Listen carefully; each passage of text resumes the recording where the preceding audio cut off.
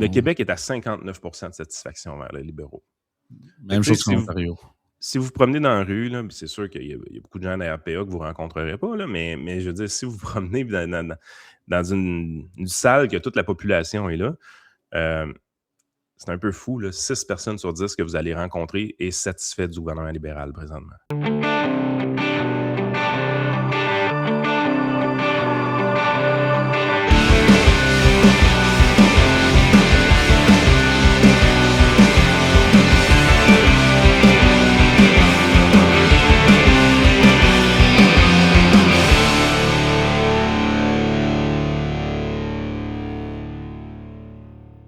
Hey, bienvenue dans ton Yann et Frank.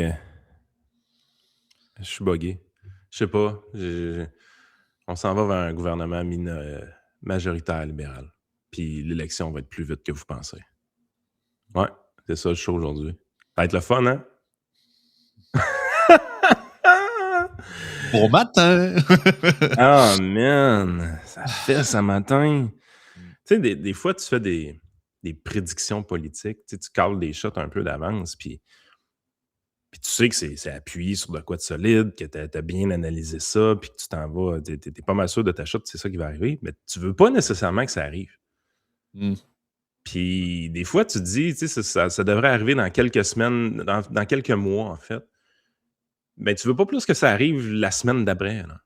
Mais je sais pas si vous en rappelez, la semaine passée, je disais qu'un peu l'hystérie collective autour de Donald Trump allait amener les Canadiens à un sentiment de rally around the flag, comme qu'on a vécu dans la dernière élection fédérale avec Elbows Up, puis que le scénario semblait pire, parce que moi, je trouve que l'hystérie présentement est vraiment pire, parce que là, on parle de conflit armé à frontières, chose qui n'a jamais été évoquée par Donald Trump. Là. C'est comme complètement irrationnel de penser que c'est probable.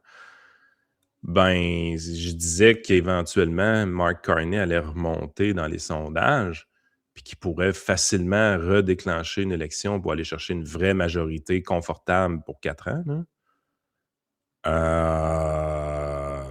On est là. Ça a été vite. Puis c'est pas un sondage de marde, c'est un léger. Là. C'est comme... Sincèrement... Tout le monde se prépare à la campagne électorale provinciale, mais on va avoir une fédérale avant de la manière c'est parti. Là. On a une élection fédérale qui s'en vient, les amis. Là. Puis pas au printemps, là. Puis, ce qui est fou dans les chiffres, Joey va vous les mettre à l'écran tout à l'heure, mais ce qui est fou dans les chiffres, c'est que, tu sais, on s'imaginait que le NPD était capote, là, tu sais, que c'était fini, qu'il était tombé à son plus bas historique, le parti était vraiment en lambeaux. Mais finalement, tu te rends compte que non, ils peuvent tomber encore plus bas, puis ils peuvent continuer à perdre des points de pourcentage qui se transfèrent encore aux libéraux. Ah, man. Puis, tu sais, on l'avait vu dans d'autres sondages qu'il y avait une certaine mollesse du côté conservateur, dans le sens qu'il y a des gens qui votaient conservateur, qui croyaient que Donald Trump, c'était fort probable qu'il allait envahir le Canada de manière armée. Fait que dans ce contexte-là, tu te dis, attends un peu, là, il y a du monde, il y a ces gens de conservateurs-là qui vont virer Carney éventuellement parce qu'ils vont avoir peur pour vrai de se faire envahir par les États-Unis. Une peur complètement non fondée. Complètement non fondée, mais elle est réelle. On a utilisé, comme tu dis, on va utiliser la méthode Doug Ford, pareil comme durant la pandémie. On part l'élection juste pour dans le plein top du hype pour être certain de s'extensionner notre pouvoir à une autre année. C'est sûr que Doug Ford, c'était pire dans le sens qu'il était déjà majoritaire. Ouais, c'est ça. Lui, c'était juste une extension qu'il voulait, là, c'est juste ça. Là. Ouais, c'est ça. Il était comme 2 ans dans son mandat. Fait qu'il a fait, garde, on va en élection tout de suite, je vais m'acheter un autre 4 ans. Fait que go. Là, dans le cas des libéraux, sont quand même minoritaires. Il y a des scénarios qui disaient que ça allait brasser un petit peu avec Pierre Poilievre, puis qu'ils pourraient en perdre encore 1 ou 2 députés, puis ainsi de suite. Puis les gens du NPD avaient vraiment beaucoup envie de pisser pendant les votes importants. Mais on était dans cette situation-là. Mais je veux dire, si le gouvernement fédéral a accès à un gouvernement majoritaire facile, juste avec une petite élection de 30 jours, c'est ça l'affaire aussi. Puis c'est ce que je dis tout le temps, c'est ce qui me fâche le plus de notre système canadien, c'est que tu déclenches une élection, 33 jours plus tard, tu es au vote. Là. Ça peut aller vachement vite. Puis ce qui fait en sorte que tu peux carrément déclencher une élection circonstancielle. Tu peux créer une fausse nouvelle, parce que là, on va se le dire, l'envahisseur américain, là, armé à nos frontières, là, c'est une fausse nouvelle. C'est du fake news. Okay, ça n'arrivera pas. Là, le monde pense dans Tim Hortons, ça va arriver. Ouais.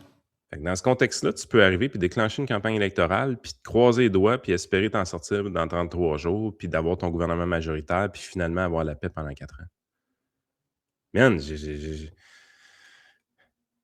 sais, quand que je calais à shot la semaine passée par rapport à ça, là, je voulais pas que ça arrive, là, mais là, on est là. Fait que, on va vous mettre le sondage à l'écran. Là. Vous allez voir que je dis pas de la merde. Là. Tout ce que je dis, c'est vrai. En attendant, je vais vous dire les commanditaires du show. C'est Ranch Brand, évidemment, 10% de rabais avec le code YAN10. Donc, portez fièrement votre linge de rancher, tandis que vous pouvez avoir encore une opinion à droite au pays.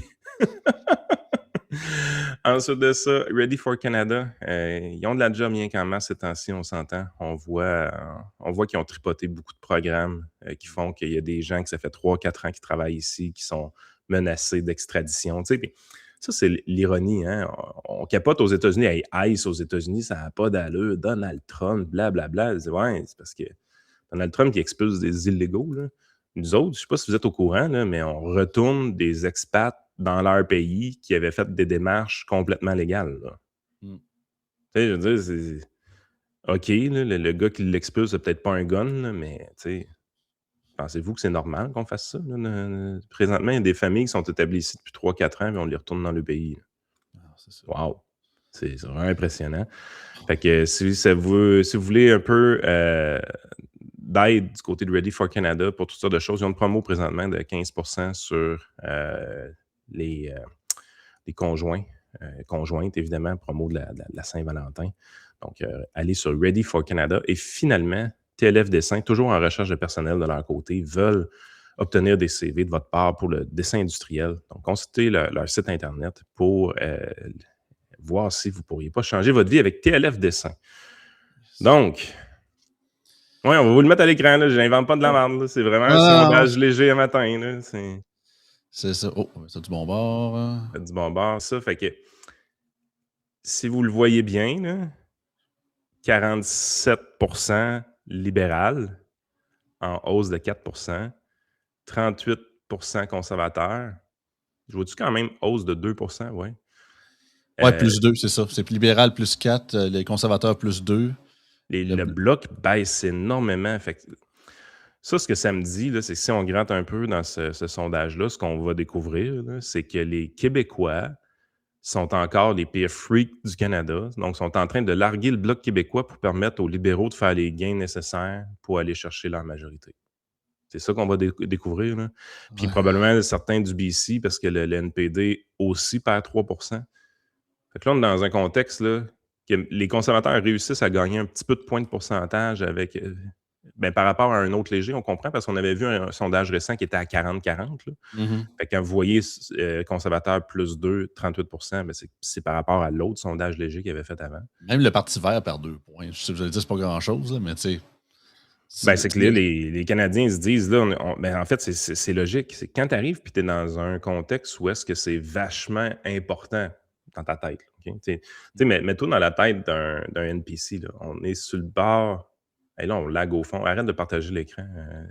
Ok, je suis pas tout seul de mon bord. Je me demandais si c'était juste moi qui laguais ou c'était... Non, ça laguait pas rien qu'un peu. Là. Fait que... Parce que probablement que tu as partagé un PDF sans le mettre dans Restream.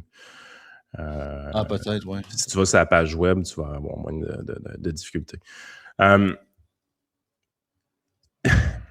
Ce qui est fou un peu, sincèrement, avec ces chiffres-là, c'est que les gens, ils sentent réellement qu'on est dans un contexte difficile. C'est tout inventé, mais ils sentent qu'on est dans un contexte difficile. Fait que dans ce temps-là, tout devient important, puis ce contexte-là devient important, puis c'est la seule question qui compte, c'est est-ce que tu es pro-Trump ou anti-Trump? Puis là, ça se divise entre rouge et bleu. Mais le reste, là, le Parti NPD, le Bloc québécois, le Parti vert, toutes les insignifiances qu'ils peuvent amener, puis là, c'est péjoratif ce que je dis, mais je veux dire, eux autres ne sont pas impliqués un peu dans ce débat-là, si on veut.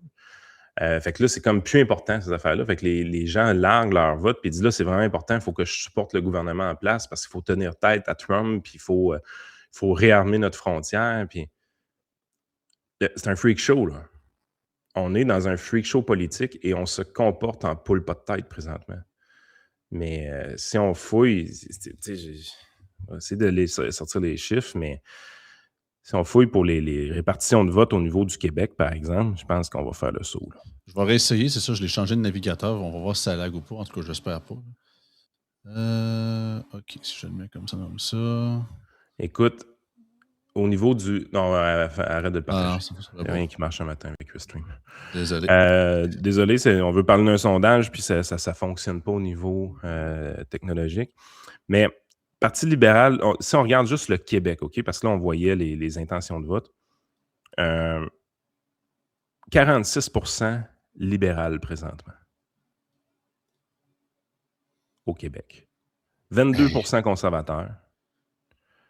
26% Bloc québécois. Fait que le Bloc québécois, il mange un peu une volée là, dans ce contexte-là. Là. Fait que c'est des gros mouvements, sincèrement, là, quand je regarde ça. Au niveau des 55 ans et plus, évidemment, c'est là que ça bouge le plus. Là. 55 ans et plus, 54% du vote tombe libéral.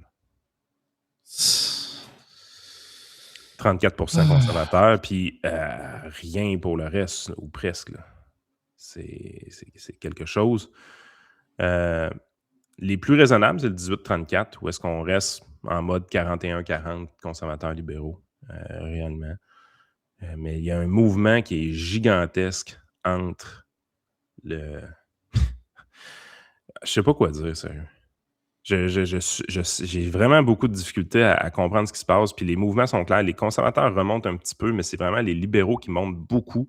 Les tiers partis s'effondrent toute la gang. On va retomber en mode quasiment 2 partis, carrément. Là. Le Bloc va perdre beaucoup de sièges dans ce contexte-là s'il y a un déclenchement d'élections hâtif. Puis c'est les libéraux qui vont les ramasser. Là. Fait ils vont avoir un 20-25 sièges de majorité facilement, les libéraux. Là. Moi, je ne vois pas pourquoi ils ne seraient pas en élection. Il y a des questions aussi là-dedans par rapport à la satisfaction du gouvernement. Ça aussi, c'est le bout. Quand on dit que ça l'a bougé vite, là, c'est malade. Là. Présentement, les gens qui se déclarent très satisfaits ou somewhat satisfied là, en anglais, là, donc légèrement satisfaits, c'est 58% des gens.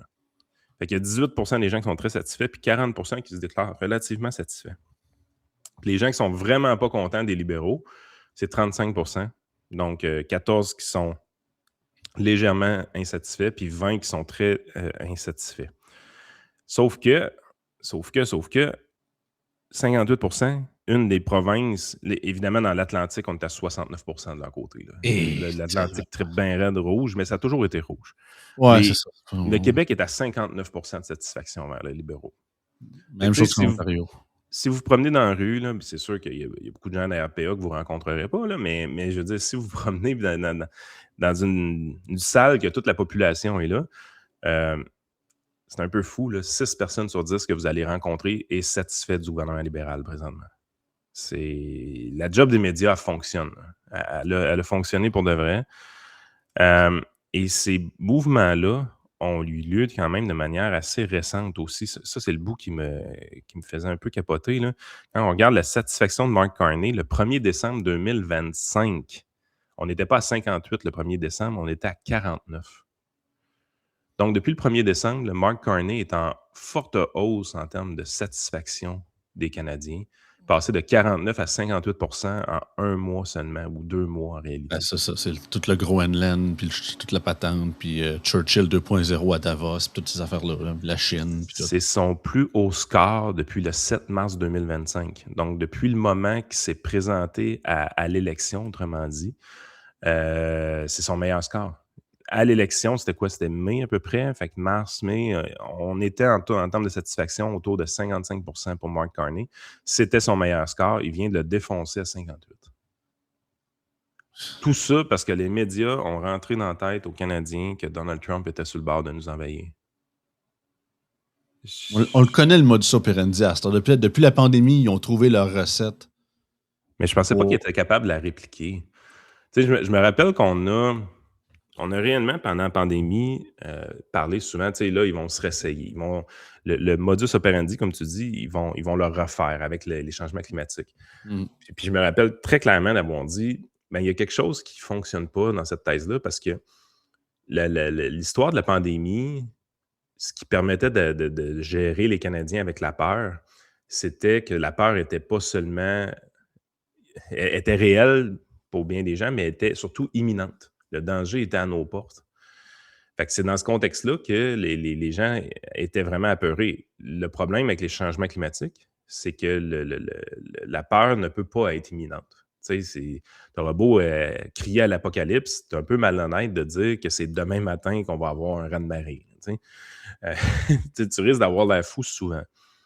Fait que moi, j'excluais totalement ce système-là parce que je me disais, c'est pratiquement impossible de recréer les conditions de la pandémie, autrement dit, pour avoir une menace extérieure qui est imminente, qui va faire en sorte que les Canadiens vont avoir suffisamment peur pour demander plus de sécurité au gouvernement, puis demander plus de règles, puis de donner une aussi grande satisfaction au gouvernement en place. Parce que c'était ça, hein? C'était pas une question d'être conservateur ou libéral, caquiste ou pas. C'était le pouvoir en place récoltait naturellement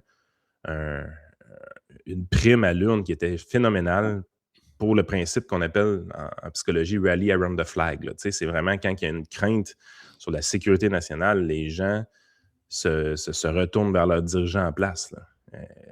On a vu ça dans bien des moments dans l'histoire des guerres sur la planète et tout ça. Mais moi, j'étais là, ils ne seront pas capables de recréer ça de manière artificielle. Mais là, c'est pas vrai, Chris, ils ont été capables. Là. Ils ont réellement été capables, avec un monsieur orange un peu mal engueulé, là, ils ont été capables de recréer les conditions de peur imminente. Il y a des gens présentement qui pensent sincèrement qu'on est sur le bord de se faire envahir par les États-Unis. Ils sont prêts à voter carné pour. C'est là qu'on est. Là. Moi, je trouve le plus plate là-dedans, c'est qu'il y a du monde qui vont penser que la solution, c'est de tasser Poilievre pour régler le problème. C'est pour vrai, c'est ça qui est chiant, c'est que dans ce scénario de recettes basées sur la méthode pandémique, là, les acteurs politiques ne sont qu'insignifiants. Ouais. C'est même pas un enjeu. Tu aurais le gars, tu aurais un Erin O'Toole 2.0 à la tête des conservateurs, tu aurais un genre de Jack Layton, nouveau genre à la tête du NPD, et vice-versa, ça ne changerait rien. Parce que le monde a peur, il faut que le monde ait peur, puis ils sont en mode trompe, va nous envahir, trompe. Fait qu'en bout de ligne, Poilievre, je le blâme pas. Tout ça, c'est pas de sa faute. Là. Je veux dire, il a fait la meilleure majorité qu'il n'y a pas depuis Brian Mulroney. Il a incité davantage de jeunes à être conservateurs. On a checké un sondage il n'y a pas si longtemps. Il a rendu 50% des 18-25 qui sont rendus conservateurs. Puis on dit que c'est de sa faute, tout ça. Ça n'a rien à voir. C'est pas de sa faute, honnêtement. Tu es vraiment dans une position présentement que... Un peu comme tu dis, t'as vraiment raison. Là. Tu dis peu importe ce qu'il va faire, ce qu'il va nous dire, il est mort politiquement. Puis c'est pas la faute de Blanchette non plus. C'est rare que je défends le Bloc québécois, là, mais tu sais, c'est hors de leur contrôle. Les gens ont embarqué dans la campagne de peur politico-médiatique qu'on nous lance depuis des semaines. Puis les politiciens, qu'est-ce que tu veux qu'ils fassent? Ils n'ont pas le choix d'essayer de sauver les acquis qu'ils ont le mieux possible, mais peu importe ce que... Tu sais, ça n'a rien... C'est ça qui est le plus... Ça montre un test de QI présentement. Oui, puis au-delà de ça, c'est que, tu sais, le principe d'une démocratie puis d'une campagne électorale, c'est d'amener des idées puis des politiques, c'est de ça. On n'est plus là, les amis. Puis ça fait, vous allez dire, Joey, on est ça fait longtemps, je le sais. Mais dans le sens que on n'est plus, tu sais, peu importe le programme, le budget bien ficelé, l'équipe économique, les politiques. Les élections sont pas assez longues. Oui, il y a ça. Mais présentement, là, le monde s'en crisse. Vous allez me dire, il s'en crissait tout le temps. C'est un peu vrai, là. Mais peu importe, mon point, c'est de dire, c'est que peu importe ce qu'on va présenter, là, casser cette peur-là de Monsieur Orange, là, Même j'avais entendu dire, j'ai pas fouillé parce que peut-être que Sam Rasmussen pourrait plus nous en parler parce qu'il connaît un peu mieux ça, là, parce que je suis zéro expert de la politique au Danemark. Là. Mais j'ai entendu dire dans certains podcasts parce que supposément qu'il y a des élections générales qui s'en viennent au Danemark, mais là, avec l'histoire du Groenland, on s'entend que ça a fait beaucoup brasser. Semble-t-il qu'il y avait un parti. Parce qu'il y en a beaucoup là, dans cet univers-là. C'est pas une affaire à deux partis, il y en a genre 7-8. Là.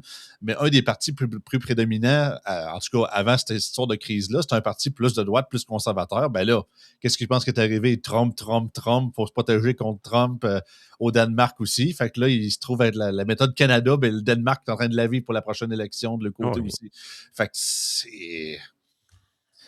Ah non, c'est fou, braque, là. Ben, écoute, je pense que si on regarde vraiment froidement, nos élections sont pas assez longues. Le fait que tu peux construire une histoire out of thin air comme ça est fréquent, mais ça fait en sorte que le parti au pouvoir peut déclencher l'élection quand il veut, de toute façon. Tu sais, sincèrement, là, moi, je regarde ces chiffres-là, puis je me demande sincèrement pourquoi Mark Carney ne déclenche pas une élection cette semaine. Il n'y a aucune raison de ne pas le faire. Il doit y avoir des élections à date fixe comme au Québec, esprit. Non, mais même à date fixe, même au Québec, Joey, il peut déclencher des élections quand il veut. Je sais bien, mais je veux dire, ça n'existe pas, ça, des élections à date fixe. Les partis au pouvoir, on fait bien ce qu'ils veulent.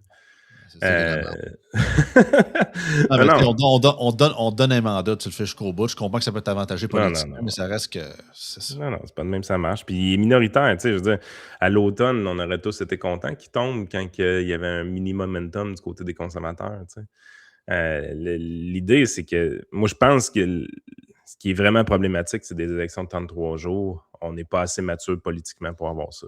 Non, puis on n'est pas mature pour débattre non plus. On l'a fait, le live des deux débats radio-canadiens, la version anglaise, la version française. Là.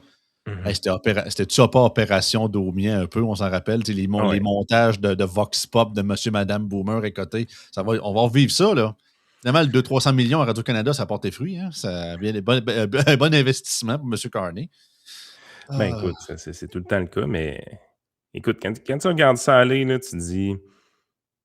Puis même du côté des conservateurs et des affaires louches, là, il y a 24% des conservateurs présentement qui approuvent Mark Carney. Là. Il y a beaucoup de marge de manœuvre pour que le chiffre des libéraux continue de monter.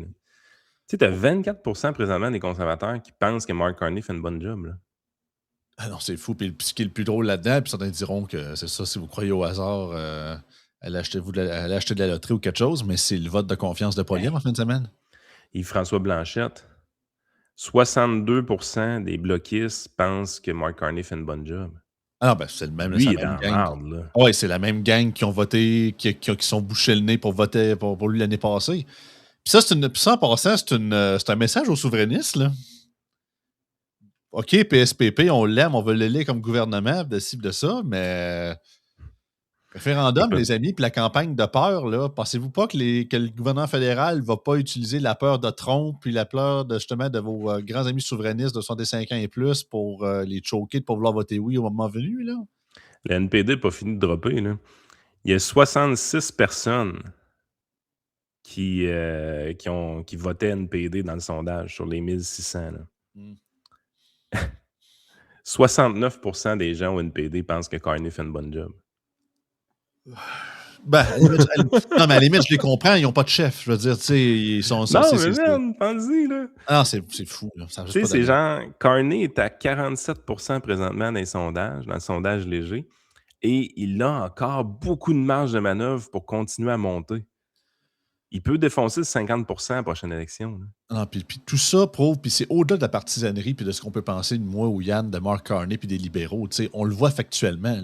La promesse de El Boza, on va se tenir face à Trump de ça, puis on va équilibrer le budget puis régler les affaires. C'est de la fumisterie. On le sait à partir de l'été passé que tout ce qui est promis, ça ne s'est pas passé. Puis le Canada avant. Est-ce que le ton plus arc-en-ciel à la Trudeau puis la wokisterie est plus en mode tone down? Oui, mais de ce qu'on entend, c'est que publiquement, on en parle moins, mais toutes les affaires de subventions loufoques d'Affaires mondiales Canada, tous les programmes de ET Téléphone, Acheter Maison Canada, ça continue, ça là. Mm-hmm. Puis c'est pas important. C'est Rally Around the Flag. Non, c'est Rally Around the Fear. C'est pas Rally Around the Flag. On se rassemble autour de la peur.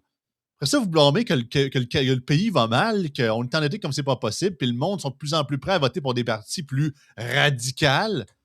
Ben, je sais pas.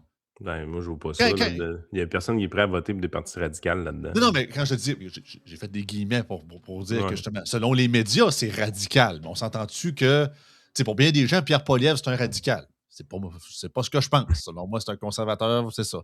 Classique comme a toujours eu, la style Stephen Harper, puis Harper n'était pas un radical non plus.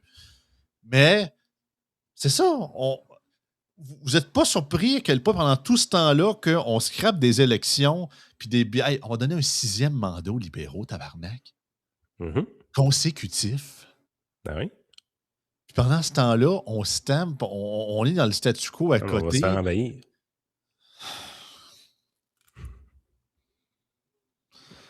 Certains diront que c'est un argument de plus pour crisser notre camp du Canada et devenir indépendant. Fair enough, là. Mais je veux dire, c'est pas gagné, là. Si on est quelques pourcents des bloquistes, on va t'écarner. Ce monde-là, c'est la même gang qui vous disent qu'ils vont voter où au prochain référendum. Pas sûr de ça, moi. Ça a l'air à fluctuer pas mal, ça, là. Les Québécois sont émotifs. Pour les péquistes, si on se ramasse en gouvernement majoritaire libéral dans les prochaines semaines... Ah, c'est ça que c'est un cadeau. C'est un cadeau incroyable. Ah oui, ça, c'est sûr. Yves-François Blanchet ne sera pas content, mais les péquistes vont être contents parce que c'est beaucoup plus facile de créer un environnement où est-ce que c'est important pour le Québec de sortir du pays dans le contexte fédéral quand les libéraux sont au pouvoir de manière majoritaire parce qu'ils ont tendance à centraliser beaucoup de décisions.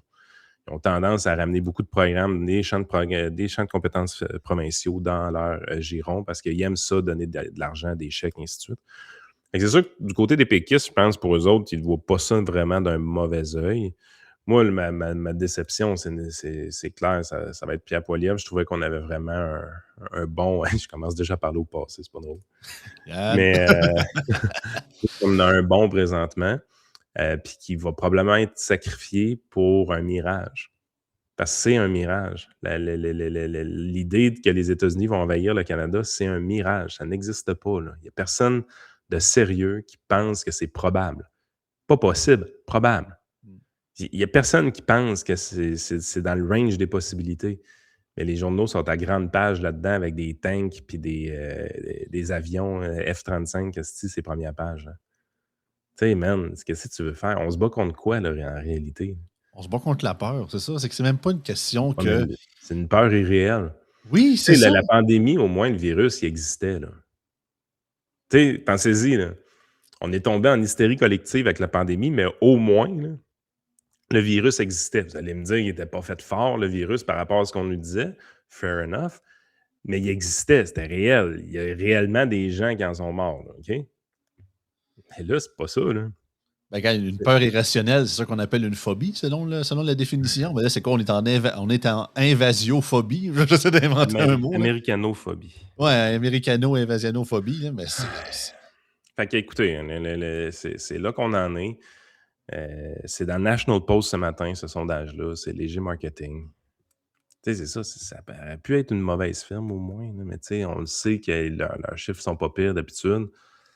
Fait que c'est... It's happening, là. It's fucking happening, man. Vous l'aurez appris en avant-primeur que vous allez avoir des élections fédérales, en tout cas d'ici le prochain mois au plus court, ça c'est sûr. Ben, écoute, vous l'aurez appris Diane et Frank. Je serais vraiment surpris qu'il n'y aille pas. S'il ne va pas, je comprends pas. C'est que peut-être que ça va s'effriter très, très, très rapidement. Là, genre, une sortie de Donald Trump peut faire virer ça de bord assez vite. Mais tu sais, je pense pas que avec la rationalité, les gens vont se virer de bord, vont dire « Ouais, ça n'a pas rapport, là, les affaires d'invasion. » Tu sais, je pense pas que ça va arriver de soi-même. Les médias n'ont pas l'air d'avoir le goût que ça arrive. Mais il y a une fenêtre d'opportunité, là, elle est ouverte. Là. Faudrait quasiment que Trump envoie chier Poilievre à tour de bras pour que le monde commence quasiment à le prendre en pitié puis dire finalement, il n'est pas tant Trump. Trump l'a dit. Ça ne changera rien. Non, je sais, ça ne changera rien. Hey, on va aller sur la partie Patreon. Ouais. On va arrêter de gosser avec ce sondage-là. Là. C'est plus déprimant qu'autre chose. Joey me disait qu'il y avait des textes d'Émilise et de José Legault qui étaient sortis qui valaient la peine aujourd'hui. Fait que c'est sûr qu'on va donner un petit mot à ça. Puis pour le reste, ben, c'est de pas trop déprimé. Là. Il y a d'autres sondages plus le fun là, qu'on voulait discuter. Là, qui touche des affaires un peu plus réelles qu'une invasion fictive des États-Unis vers le Canada.